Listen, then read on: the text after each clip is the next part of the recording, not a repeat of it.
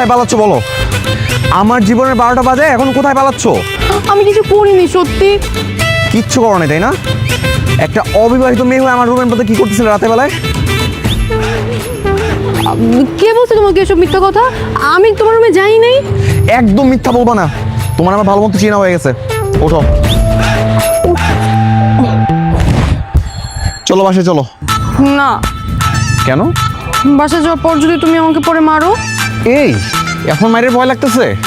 রাতের বেলায় আমার ফোন দিয়ে আমার হুবু বউকে যখন উল্টাপাল্টা কথা বলছো তখন মায়ের ভয় ছিল না? চলো বাসায় চলো, আমার মা বাবা তোমার সাথে কথা বলবে, চলো। না না, তাহলে তো আরো যাবো না, যাওয়া যাবে না, আঙ্কেল আন্টি আমাকে মেরেই ফেলবে। ও আচ্ছা, এখন খুব মায়ের ভয়। চল। প্লিজ দেখো, আমি বলছি। এই চুপ। হাই মেয়ে, তুমি কি বলো তো? একটা মেয়ে হয়ে এরকম লজ্জাজনক কাজ করতে তোমার একটু বাধলো না? আর তোমাকে তো আমি আমার আরেকটা মেয়ে ভাবতাম। Sorry aunty. সরি? এই সরি কিসের? হ্যাঁ, তোমার জন্যে, তোমার জন্য আমাদের ফ্যামিলির মান সম্মান সব নষ্ট হয়ে গেছে। পাত্রীপক্ষের কাছে আমরা খারাপ হয়েছি। আচ্ছা, তোমার কি এইটুকু কমন সেন্স নেই? মা